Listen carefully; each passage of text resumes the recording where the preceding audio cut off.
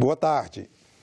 Privatização de 11 parques naturais brasileiros e a abertura do setor aéreo a empresas com capital totalmente estrangeiro são estratégias do governo federal para alavancar o turismo no país. O ministro da área participou hoje de audiência pública na Comissão de Desenvolvimento Regional. O ministro defendeu a entrada das empresas estrangeiras no setor da aviação. A abertura do capital estrangeiro às aéreas é um ponto fundamental. É inadmissível um país com 200 ou mais de 200 milhões de habitantes, 8,5 milhões de quilômetros quadrados, nós temos apenas 4 empresas operando o espaço aéreo brasileiro. Abertura do espaço aéreo, nada contra. Agora 100%, gente. A União Europeia é 25%. Os próprios Estados Unidos é uma luta para ser mais do que 25%. A abertura das aéreas brasileiras em 100%, acredito que é o melhor caminho para a gente consiga promover o aumento do número de rotas, destinos e, o mais importante, a redução das tarifas aéreas brasileiras. O governo disse também querer dobrar o número de turistas estrangeiros. Para isso, o ministro defende a manutenção da política de isenção de vistos para viajantes dos Estados Unidos, Canadá, Austrália e Japão. Os viajantes desses 4 países gastam, em média, $1.566 nessa média tempo gasto dos viajantes estrangeiros no Brasil. Portanto, é quase o dobro que esses 4 países, os viajantes desses 4 países gastam em relação aos outros países. Senadores quiseram saber sobre os planos de privatização dos parques naturais brasileiros. Como é que está a preocupação em relação às salvaguardas? Porque nós sabemos que não é privatizar por privatizar. Nós temos todo um critério de fiscalização, a permanência, por exemplo, o controle ambiental, inclusive com acompanhamento do ICMBio. Então, quais os critérios que nós teremos para que as garantias ambientais, de fato, possam ser asseguradas? Temos já 11 parques já prontos para serem concedidos à iniciativa privada. A contrapartida de cada parque, ela é obviamente investida no local. Isso, todos os parques têm o seu plano de manejo, que é regido pelo ICMBio, e isso é respeitado integralmente. Por que só preservar? Por que não conservar, usar racionalmente, explorar o turismo? O ministro é investigado pela Polícia Federal em um suposto esquema de candidaturas laranjas do PSL em Minas Gerais. Durante a reunião, ele comentou o processo. Sempre agi estritamente dentro da legislação eleitoral à frente do partido de Minas. Nunca fiz qualquer procedimento inadequado que viesse macular ou a imagem do partido ou a minha. O processo ele corre em segredo de justiça.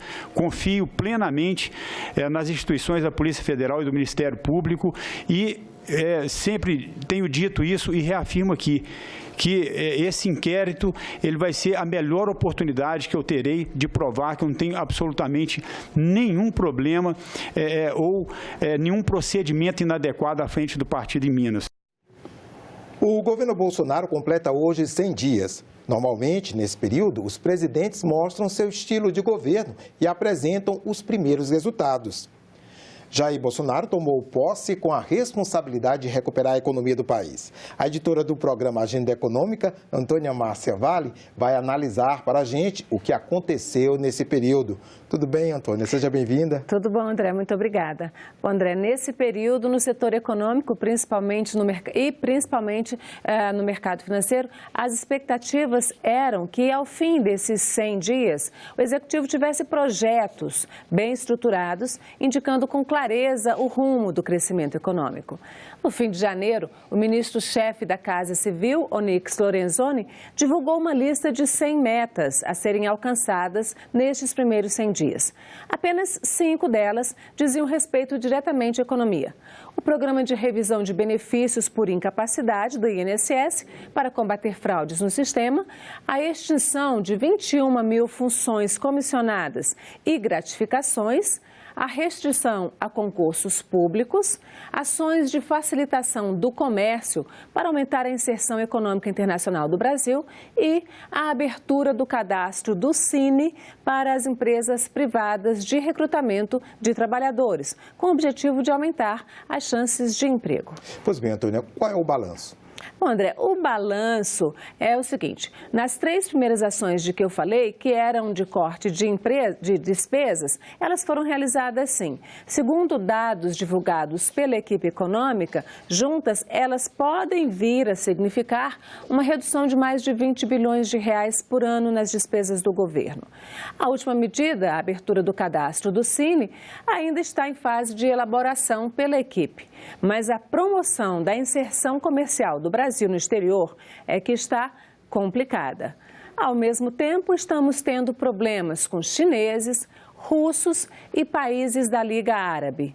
Juntos, eles são os nossos maiores parceiros comerciais em todos os setores da economia, especialmente no agronegócio. Qual a origem desses problemas? Bom, essa origem, André, ela é o alinhamento político e ideológico estrito do Brasil aos Estados Unidos e a Israel. Historicamente, o Brasil sempre se manteve neutro no conflito entre israelenses e palestinos. O Brasil já foi, inclusive, um mediador de negociações entre os dois lados. Ao tomar partido de Israel, Bolsonaro desagradou os países da Liga Árabe, que são aliados dos palestinos. E só esses 22 países integrantes da Liga Árabe compram por ano mais de 11 bilhões de dólares em produtos brasileiros, especialmente do agronegócio.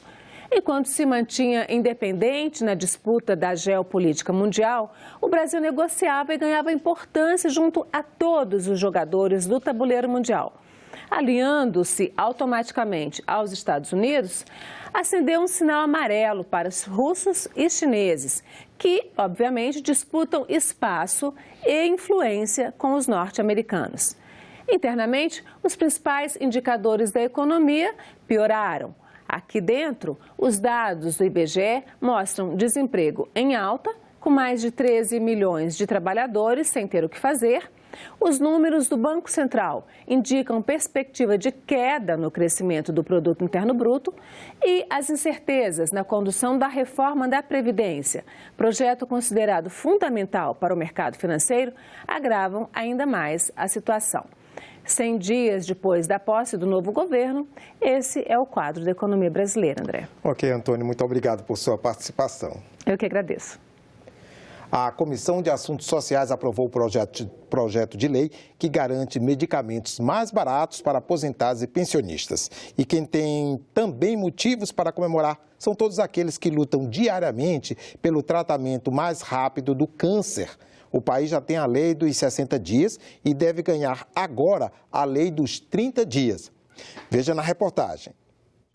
A reunião nem tinha começado e as ativistas pró-combate ao câncer já estavam fazendo a defesa informal do projeto de lei aos senadores. Depois dos 60 dias estabelecidos em lei para iniciar o tratamento, agora a batalha era pelos 30 dias para fazer a biópsia e confirmar a suspeita do médico. Joana sabe bem a importância do diagnóstico precoce.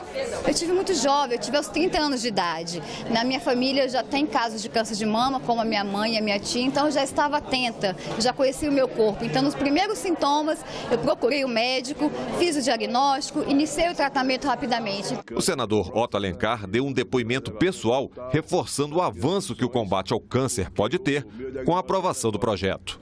Eu sou um caso de diagnóstico precoce, presidente. Estou aqui vivo, fui operado há 10 anos de câncer de próstata e com preservação total das minhas funções, porque o meu diagnóstico foi precoce. Se não fosse precoce, eu não estaria aqui hoje defendendo essa causa.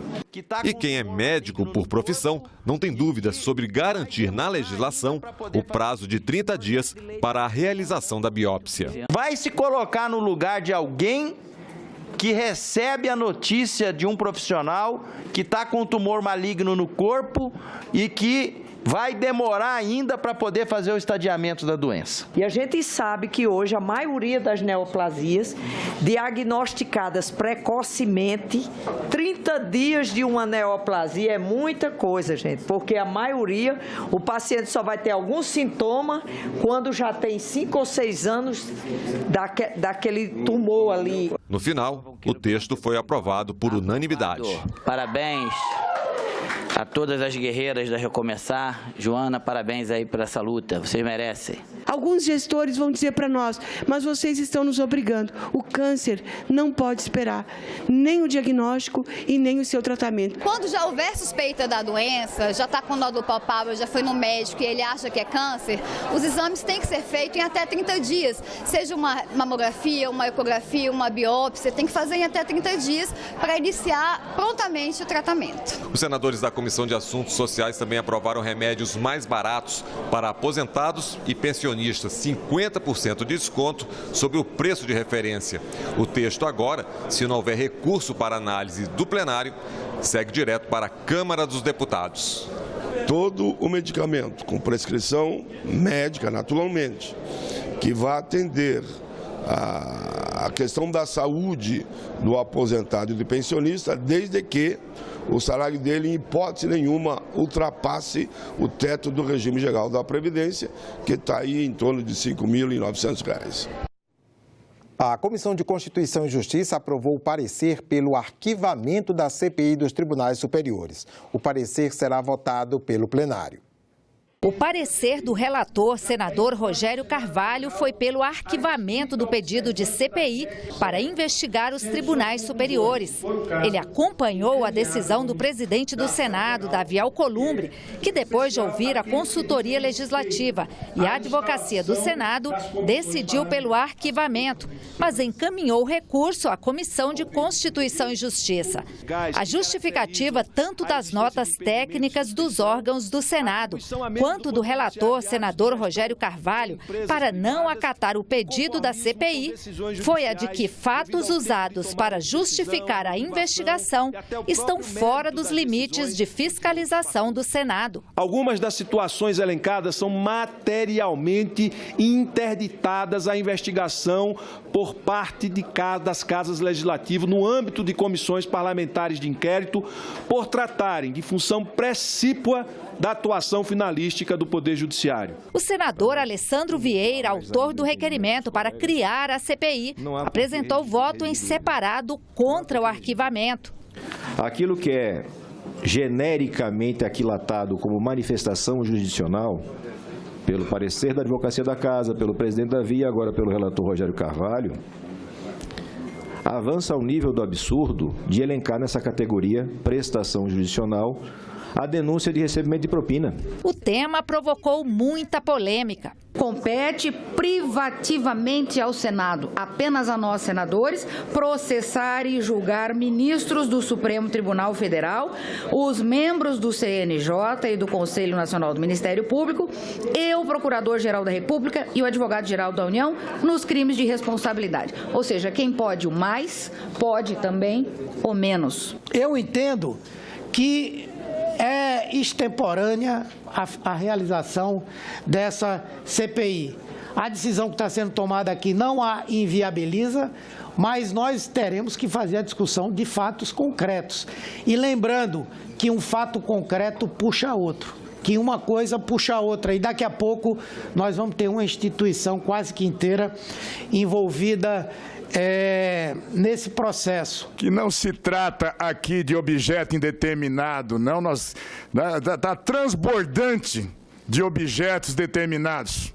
Aprendi que quando a política entra no tribunal, a justiça pula pela janela. E é o que nós estamos assistindo realmente no Supremo, nos tribunais superiores. Agora, quem está se apequenando nesse momento é o Senado. O que a gente menos precisa agora é de um confronto entre poderes. Essa CPI, inexoravelmente, irá produzir uma confrontação entre o Poder Judiciário e o Poder Legislativo, e quem vai perder é a população brasileira. um valor anual de 39 bilhões de reais. Esse é o montante, segundo o senador Wellington Fagundes, que a União deve repassar nos próximos anos a estados e municípios para compensar perdas de arrecadação pela isenção de ICMS nas exportações prevista na Lei Candir. Na entrevista de hoje, ele defende um acordo e a aprovação de projeto para regulamentar a lei. A Lei Candir foi criada para estimular as exportações brasileiras. Aprovada em 1996, ela fez com que produtos destinados à exportação não pagassem mais ICMS, o Imposto sobre Circulação de Mercadorias e Serviços, a principal fonte de arrecadação de muitos estados. Hoje, endividados e até em estado de calamidade financeira, os representantes dos estados pedem a regulamentação da política. O senador Wellington Fagundes, do PR do Mato Grosso, foi relator da comissão especial que se dedicou ao tema e vai conversar com a gente sobre o assunto. Seja bem-vindo, senador.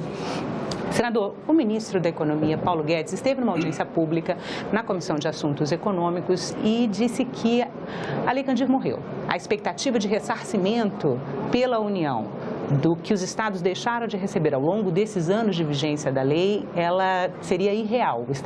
A União não teria como pagar isso aos estados. O que o senhor tem a dizer a respeito?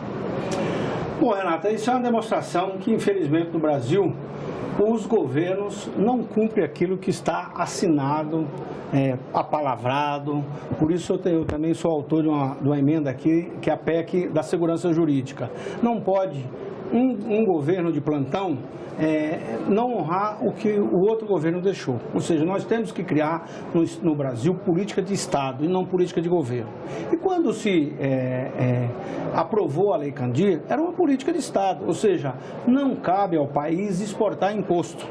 Nós temos que exportar produtos, né? De preferência, produtos manufaturados, produtos tecnológicos, mas o Brasil é um país, principalmente com a sua economia calcada na produção rural e também as commodities minerais. E a lei trouxe um resultado muito positivo em termos de viabilizar exportações brasileiras. Essa lei visava exatamente exportar essas matérias-primas e os semi-elaborados também.